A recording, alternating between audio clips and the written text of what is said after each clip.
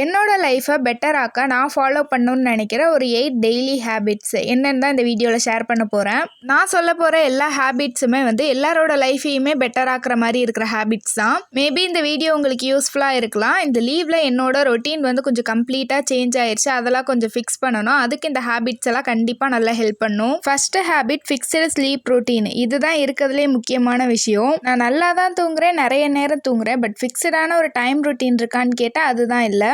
Night 11 மணிக்கு தூங்கி காலைல 9 மணிக்கு எந்திரிக்கிறது ஒரு குட் ஸ்லீப் ரொட்டீன் இல்லை.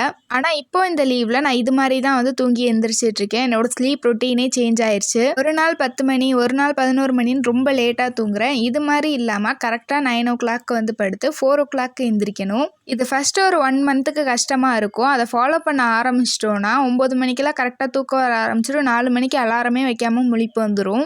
Second, walking or exercise. நான் கொஞ்சம் லேசியான பர்சன் தான். கொஞ்சமாச்சு ஃபிசிக்கல் ஆக்டிவிட்டீஸ் வேணும். ஸ்கூலில் இருந்தப்பையும் முக்கால்வாசி உட்காந்துட்டு இருந்த மாதிரி தான் இருக்கும். ஸ்கூலுக்கு போனப்போ கூட கொஞ்சம் அங்கிட்டும் இங்கிட்டும் வாக் பண்ணுற மாதிரி இருந்துச்சு, இன்டர்வல் லஞ்சுன்னு சொல்லிட்டு. இப்போ வீட்டில் இருக்கிறதும் போதும், பெட்டை விட்டு நகர்றதே இல்லை. ஸோ அதை சேஞ்ச் பண்ண ஏதாச்சும் ஃபிசிக்கல் ஆக்டிவிட்டி இன்க்ளூட் பண்ணும். எதர் அது எக்ஸசைஸாக இருக்கலாம், இல்லை சின்ன வாக்கிங்காக கூட இருக்கலாம். நான் எக்ஸசைஸ் ஆர் வாக்கிங் இது ரெண்டுத்தில் எது பண்ணாலுமே அட்லீஸ்ட் 1 hour பண்ணுங்கிற மாதிரி கோல் வச்சுருக்கேன். ஸ்டார்டிங்லேயே 1 hour பண்ணணும்னு இல்லை. ஃபஸ்ட்டு நீங்கள் ஒரு 15 minutes 20 minutes பண்ணலாம். அதுக்கப்புறம் கொஞ்சம் கொஞ்சமாக இம்ப்ரூவ் பண்ணிக்கலாம். தேர்டாக, டெய்லி இன்டர்மிட்டன்ட் ஃபாஸ்டிங்.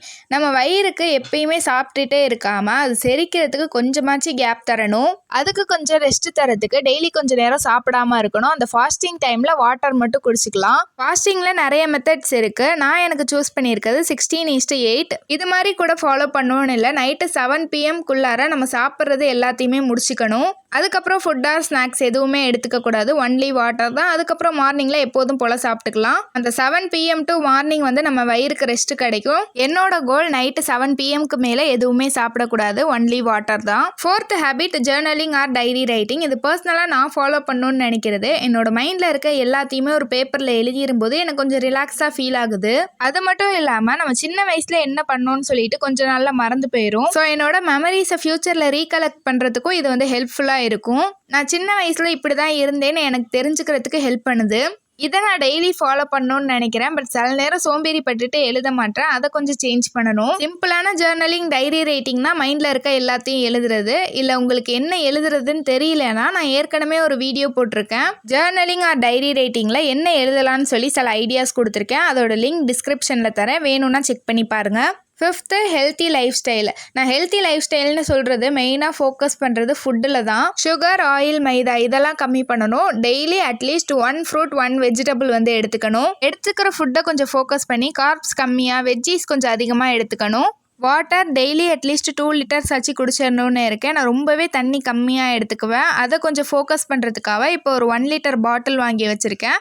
அதில் டெய்லி 2 times அந்த பாட்டிலை ஃபில் பண்ணி குடிச்சிடணும்னு இருக்கேன். இது மாதிரி பாட்டிலில் தண்ணி பிடிச்சி குடிக்கிறதுனால எனக்கு ஓரளவு குவான்டிட்டி தெரிஞ்சிருது நம்ம கம்மியாக குடிக்கிறோன்னு சொல்லிட்டு. ஸோ அதை ஃபோக்கஸ் பண்ணி கரெக்டாக ஒரு 2 liter எடுத்துக்கிறேன். Health is wealth. இதை மட்டும் நல்லா ஞாபகம் வச்சுக்கணும். உடம்பு நல்லா இருந்தால் தான் எதுவாக இருந்தாலும் பண்ண முடியும். Sixth habit, reduce screen time. நான் இப்போ லீவில் இருக்கிறதுனால கொஞ்சம் நிறையவே ஃபோன் பார்க்குறேன். என்ன பார்க்குறேனே தெரியாமல் டைம் அதை கன்சியூம் பண்ணிகிட்ருக்கு. ஸோ ஃபோன் அண்டு டிவி பார்க்குறதுக்கு ஒரு ஃபிக்ஸ்டு டைம் வச்சு அதுக்குள்ளார மட்டும் பார்க்கணும். நான் இப்போ வீடியோ எடுக்கிறது, வீடியோ அப்லோட் பண்ணுறது எல்லாமே ஃபோனில் தான் பண்ணுறதுனால கொஞ்சம் இந்த எடிட்டிங் டைம்லலாம் ஃபோன் யூஸ் பண்ணுற மாதிரி தான் இருக்கும். அந்த டைம் மட்டும் இதில் ஆட் பண்ணாமல் நான் யூடியூபோ இல்லை என்டர்டெயின்மெண்ட்காக ஏதாச்சும் பார்த்தேன்னா ஜஸ்ட் ஒரு 1 hour இருக்கட்டுங்கிற மாதிரி ஃபிக்ஸ் பண்ணியிருக்கேன். அந்த ஸ்க்ரீன் டைமை ரெடியூஸ் பண்ணிவிட்டு நம்மளுக்கு பிடிச்ச வேற ஒரு ஆக்டிவிட்டியை நம்ம ஆட் பண்ணிக்க வேண்டியதான். 7th, book reading. நான் சொன்னேன்ல ஸ்க்ரீன் டைமை கம்மி பண்ணிவிட்டு வேறு ஏதாச்சும் ஆக்டிவிட்டீஸ் ஆட் பண்ணலான்னு. நான் ரீசெண்டாக கொஞ்சம் புக் ரீடிங் பண்ணேன். ஒரு புக் ஃபுல்லாக கம்ப்ளீட் பண்ணிட்டேன். எனக்கே ஆச்சரியமாக தான் இருந்துச்சு. நான் படித்தது ஒரு ஸ்டோரி புக் மாதிரி தான் இருந்துச்சு. அப்போ எதுவுமே அதில் யூஸ்ஃபுல்லாக இருக்காதே அப்படின்னு நினச்சிங்கன்னா எனக்கு அதை படித்து முடிச்சதுக்கப்புறம் ஏதோ ஒரு பெரிய சாதனை பண்ண மாதிரி ஒரு ஹாப்பினஸ் கிடச்சிது. ஓகே, நான் ஃபோன் பார்க்காம டிவி பார்க்காம ஒரு புக்கே கம்ப்ளீட் பண்ணிட்டேன்ட்டு ஒரு பெரிய ஹாப்பினஸ் இருந்துச்சு. எனக்கு அந்த புக் படித்ததுக்கப்புறம் இன்னும் கொஞ்சம் புக் ரீட் பண்ணுங்கிற இன்ட்ரெஸ்ட்டுமே வந்திருக்கு. இது யூஸ்ஃபுல்லாக இருக்காதுன்னு நினச்சிங்கன்னா நீங்கள் செல்ஃப் இம்ப்ரூவ்மெண்ட் புக்ஸ் கூட படிக்கலாம். எங்கள் வீட்டில் இப்போதைக்கு அந்த ஸ்டோரி புக் மாதிரி இருந்ததுனால அதை நான் எடுத்து படித்தேன். எனக்கு கொஞ்சம் புக்ஸ் வாங்கணுன்னே தோணுது. கொஞ்சம் யூடியூப்லலாம் ரிவ்யூ பார்த்து எனக்கு ஏற்ற மாதிரி புக்ஸ் நான் சூஸ் பண்ணி வச்சுருக்கேன். அதெல்லாம் படிக்கணும்னு ஒரு இன்ட்ரெஸ்ட் வந்திருக்கு. 8th ஹேபிட் என்னென்னா, பி கன்சிஸ்டன்ட்.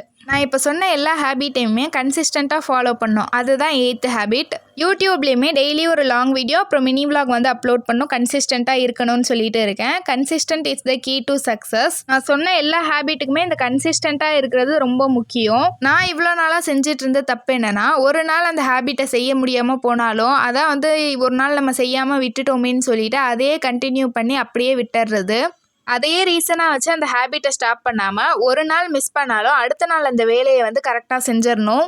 இது மட்டும் இல்லாமல் நான் செஞ்ச அடுத்த மிஸ்டேக் என்னென்னா, ஒரு கரெக்ட் டைம் வரணும்னு சொல்லி வெயிட் பண்ணிகிட்டு இருக்குது. 1ஆம் தேதி வரட்டும், இந்த மந்த்து ஸ்டார்ட் ஆகட்டும், நியூ இயர் வரட்டும்னு சொல்லி வெயிட் பண்ணாமல் இப்போ எனக்கு ஒரு ஹேபிட் பண்ணணும்னு தோணுச்சுன்னா அதை அப்பயே பண்ணணும். Start now, don't wait for a right time.